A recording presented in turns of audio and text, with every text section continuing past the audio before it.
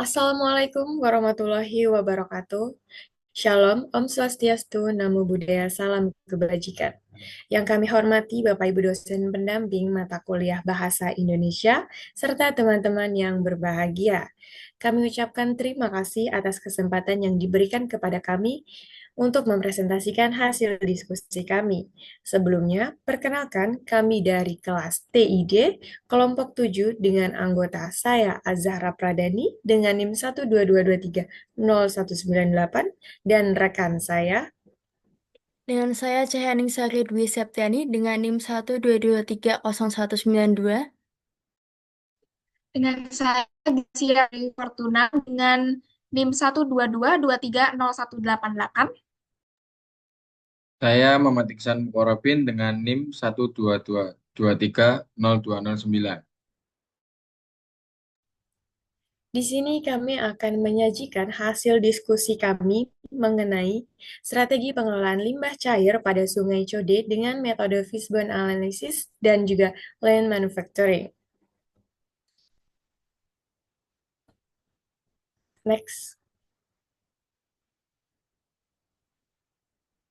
Latar belakang adanya penelitian ini adalah kasus nyata yang terjadi pada Sungai Code di Yogyakarta, di mana perubahan penggunaan lahan di sekitar Sungai Code dari yang banyak ditumbuhi vegetasi alami menjadi kawasan industri sangat berdampak langsung pada kualitas air sungai. Hal tersebut juga dibarengi dengan adanya limbah domestik yang dibuang ke sungai, seperti air bekas cucian, limbah MCK, dan juga sampah rumah tangga. Limbah tersebut mengandung bahan organik dan senyawa kimia yang dapat meningkatkan kadar biochemical oxygen demand atau BOD serta chemical oxygen demand atau COD pada air sungai itu sendiri. Dari pencemaran air sungai tersebut berdampak pada menurunnya produktivitas dan kualitas hidup masyarakat sekitar sungai. Penyakit yang ditularkan melalui air dapat menyebabkan gangguan pencernaan, dehidrasi, dan bahkan kondisi yang mengancam jiwa, terutama pada populasi yang rentan seperti anak-anak, orang tua, dan individu dengan sistem kekebalan tubuh yang lemah. Selain itu, pencemaran sungai juga menyebabkan kerusakan ekosistem, kematian biota air, dan menurunnya fungsi sosial serta ekonomi masyarakat yang menggantungkan hidup pada sungai. Oleh karena itu, diperlukan upaya terpadu untuk mengendalikan pencemaran sungai dengan menggunakan fishbone analysis dan juga pendekatan land manufacturing, limbah cair dapat dikelola lebih baik lagi. Next.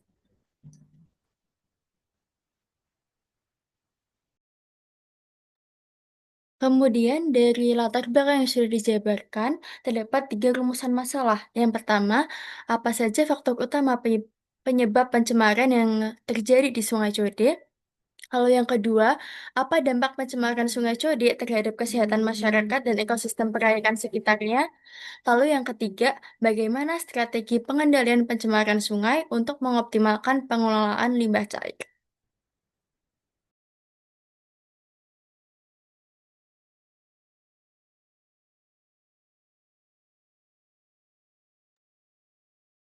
Baik, yang selanjutnya yaitu mengenai batasan dan asumsi yang dilakukan pada penelitian ini. Yang pertama, di mana penelitian ini difokuskan pada wilayah aliran air Sungai Code yang berada di Kota Yogyakarta, khususnya yang berada pada area terdampak limbah cair dari kegiatan domestik dari industri-industri kecil menengah. Kemudian yang kedua, jenis limbah yang dianalisis terbatas pada limbah cair saja, di mana penelitian ini mengevaluasikan pada parameter pencemaran, yaitu berupa BOD, COD, total fosfat, dan kolium sebagai indikator kualitas air. Kemudian yang ketiga yaitu data yang digunakan bersifat sekunder dan observasional dengan cakupan waktu maksimal yaitu 5 tahun terakhir. Kemudian yang keempat, yaitu penelitian ini tidak membahas kebijakan nasional secara menyeluruh, tetapi hanya berfokus pada peran masyarakat, pelaku industri kecil, dan pemerintah lokal. Next. Selanjutnya yaitu asumsinya, di mana proses pembuangan limbah cair saat ini belum memiliki sistem yang efisien dan terstandarisasi sehingga menimbulkan titik-titik kritis pencemaran di area Sungai Code. Kemudian data sekunder yang digunakan dianggap masih valid dan representatif sehingga dapat mencerminkan kondisi aktual pencemaran di Sungai Code.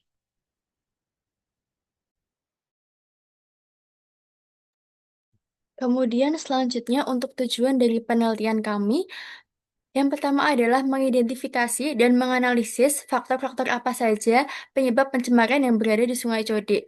Kemudian untuk mengevaluasi dampak pencemaran limbah cair terhadap kualitas air Sungai Code dengan menggunakan parameter BOD, COD, total fosfat, dan koliform, serta mengaitkannya dengan potensi resiko terhadap kesehatan pada masyarakat. Lalu yang terakhir adalah untuk merancang strategi pengendalian pencemaran limbah cair yang lebih efisien dan berkelanjutan.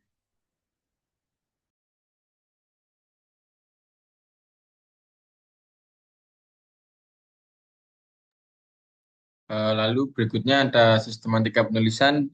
Di sini terdapat 5 bab. Untuk yang bab pertama yaitu pendahuluan. Terdiri dari latar belakang, masalah, rumusan masalah, batasan masalah, tujuan penelitian, manfaat penelitian, sistematika penulisan. Berikutnya ada bab 2 landasan teori, yaitu memuat teori-teori yang digunakan di dalam penelitian yang diperoleh melalui studi literatur, buku, jurnal, dan sumber lainnya. Yang ketiga ada metode bab 3 metode penelitian, memuat metode atau pendekatan yang digunakan dalam penelitian. Untuk yang keempat, yaitu pengumpulan dan pengolahan data, berisi hasil pengolahan dan analisis data dari metode yang digunakan dan memaparkan hasil analisis untuk menemukan penyebab utama dari pencemaran Sungai Code yang disertai dengan pembahasannya. Untuk yang terakhir, yaitu ada kesimpulan dan saran, berisi kesimpulan dari hasil penelitian dan saran untuk penelitian selanjutnya.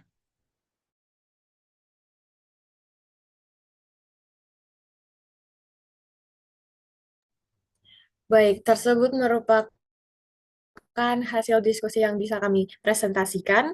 Untuk itu, apakah dari teman-teman sekalian memiliki pertanyaan? Jika memiliki pertanyaan dari teman-teman bisa disampaikan langsung.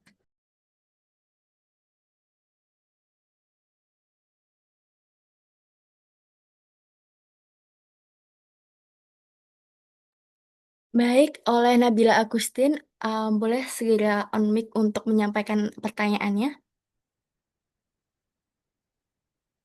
Baik, terima kasih atas kesempatannya.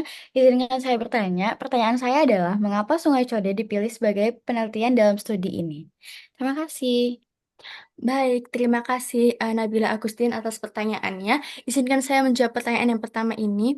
Mengapa Sungai Code menjadi pilihan kita untuk mengambil latar belakang tugas kami? Karena Sungai Code merupakan salah satu sungai utama yang berada di kota Yogyakarta. Dan sungai ini cukup berdampak pada lingkungan sekitarnya dan pada masyarakatnya. Berdampak pada digunakan untuk em, mendukung fasilitas-fasilitas lingkungan, mendukung masyarakat sekitarnya. Namun, dengan seiringnya perkembangan zaman, Sungai Code ini mendapatkan tidak mendapatkan kualitas yang baik karena adanya industri-industri kecil yang tumbuh atau berkembang pada sekitar Sungai Code. Oleh hal itu, Sungai Code menjadi tercemar oleh limbah cair dan pemerintah sekitar belum dapat untuk menemukan solusi apa yang harus dilakukan pada Sungai Code untuk bisa kembali beroperasi mendukung lingkungan sekitarnya. Karena itu, menurut kelompok kami, Sungai Code ini cukup relevan sebagai salah satu representatif dari sungai yang tercemar dan bagaimana kita dapat memberikan solusi terhadap sungai yang tercemar. Cukup sekian untuk em, jawaban saya nomor satu. Apakah dari penanya ada pertanyaan lanjutan? Baik, sudah cukup. Terima kasih. Baik, terima kasih. Mungkin setelah ini saya buka lagi pertanyaan. Apakah ada pertanyaan yang lainnya? Saya.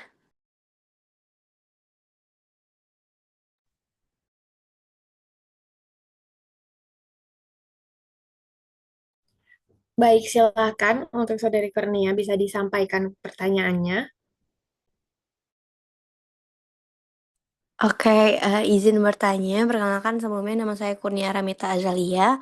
Untuk pertanyaannya sendiri adalah, apakah solusi atau apa saja solusi yang ditawarkan dalam penelitian yang kalian sampaikan untuk mengatasi dari pencemaran Sungai Kode sendiri? Terima kasih.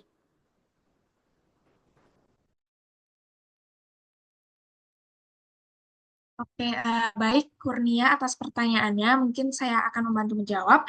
Oke, untuk penelitian Sungai Code ini, untuk mengatasi pencemaran pada Sungai Code, tentunya kita sudah melakukan berdasarkan penelitian kami, kita menggunakan metode fishbone dan lean manufacturing untuk mendapatkan rekomendasi perbaikan dari pencemaran Sungai Code tersebut, di mana yang pertama yaitu menerapkan fishbone untuk menentukan akar dari permasalahan, kemudian akan dilanjutkan untuk eh, melalui pendekatan lean manufacturing untuk merancang ulang sistem yang digunakan untuk perbaikan pada pencemaran Sungai Code tersebut. Nah, sistem yang ditawarkan ini salah satunya yaitu optimalisasi instalasi pengolahan air limbah atau IPAL dengan prinsipnya yaitu untuk mengurangi pemborosan, peningkatan efisiensi dan penerapan sistem yang ramah lingkungan.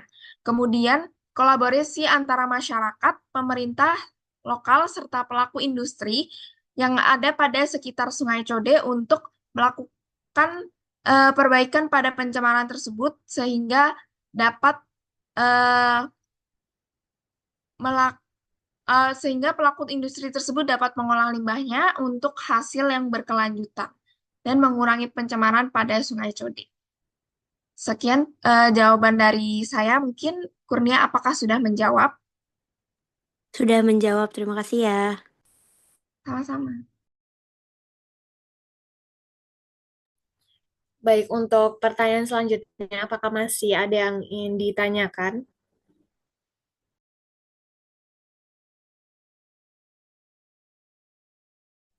Izin bertanya. Baik, silahkan. Bisa disampaikan pertanyaannya.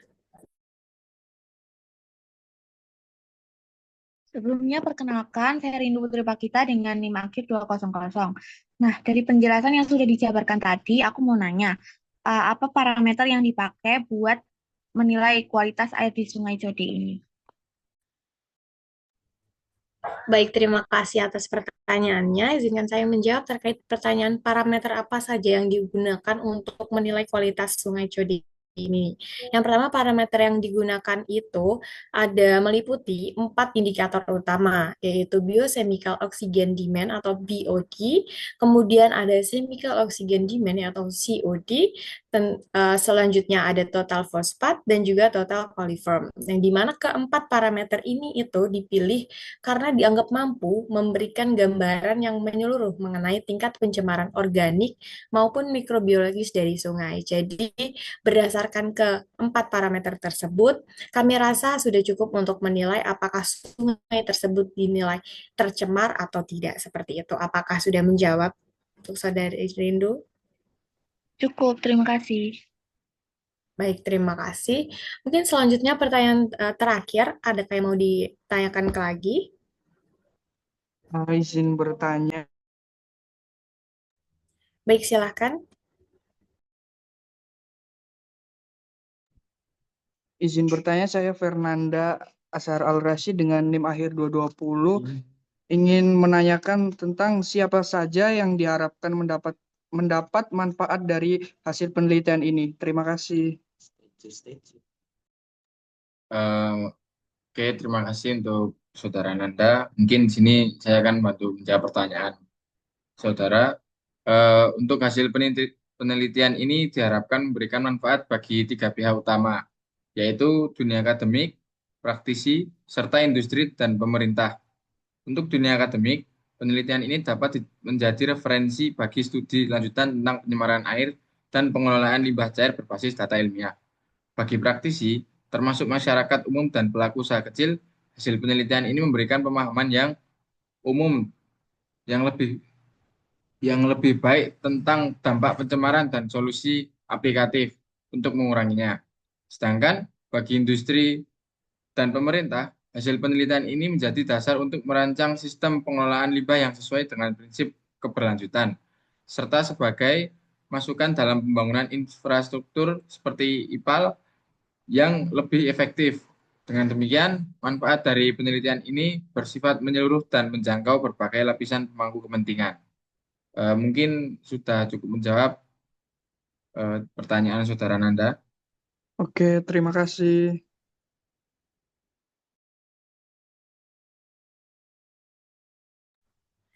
Baik, terima kasih sebelumnya atas antusiasme teman-teman sekalian dari hasil diskusi kami ini. Mungkin bisa kami cukupkan saja karena waktunya juga sudah berakhir. Sebelumnya kami ucapkan terima kasih banyak atas partisipasi teman-teman sekalian.